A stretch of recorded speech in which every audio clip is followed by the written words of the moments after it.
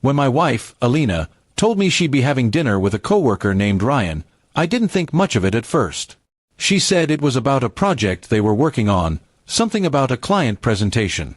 But lately, she'd been distant, checking her phone too often, smiling at texts, and leaving the room to take calls. My instincts whispered something wasn't right. Still, I didn't confront her. Not yet. That night, I waited for her to come home. She had promised she'd be back by 9, but the clock hit 10, then 11. I called once, no answer. My mind raced through every possible excuse she could give. But deep down, I already knew.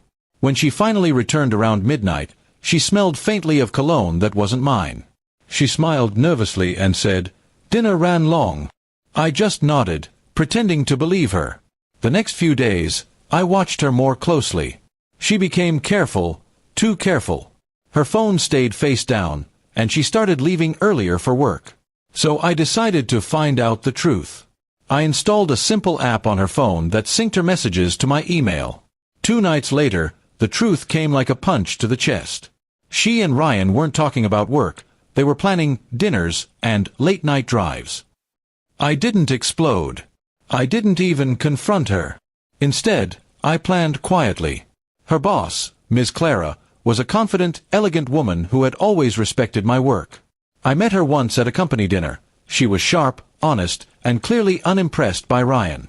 The next day, I requested a meeting with her, under the pretense of discussing Alina's project. When we met, I showed her a few screenshots of the messages. She wasn't surprised.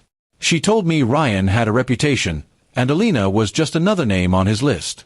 Clara wasn't one to tolerate betrayal, especially within her team. But she also looked at me with a kind of calm anger, saying, "You don't deserve this." We talked for hours, about trust, betrayal, and how people often forget who stood by them when they were struggling. Over the next few weeks, Clara and I became unexpectedly close. She wasn't just my wife's boss anymore. She became someone I respected deeply. She helped me see things clearly, not through anger but through understanding. When Alina started suspecting something, she became uneasy. She could sense I was distant, but she had no idea why. Then came the day of her downfall. Alina told me she was going out again with Ryan and a few others from work. I simply smiled and said, "Enjoy your dinner." What she didn't know was that Clara had already confronted Ryan earlier that day and suspended him for misconduct. Their dinner was about to turn awkward. When she returned home later that evening, her confident expression vanished instantly. Because sitting in our living room, sipping tea, was Clara. My arm was casually resting on the back of the couch behind her, and we were laughing at something she'd just said. The shock on Alina's face was unforgettable. She froze at the doorway, clutching her purse like it was her only lifeline. "Alina," Clara said calmly, setting her cup down, "I thought you'd be with Ryan tonight. But I guess he's not available anymore." My wife's lips parted, but no words came out. She looked from her boss to me, realizing the situation she was in. I didn't need to say anything. My silence said it all. Finally, she stammered, Why is she here?" I looked at her and replied, "I figured it was time you met the kind of people who don't hide behind lies." Clara stood up and gave me a respectful nod before leaving. The message was clear. She was done with Alina professionally, and I was done with her personally. That night, Alina tried to apologize. She cried, saying it was a mistake, that she didn't mean to hurt me. But I had no anger left, only emptiness.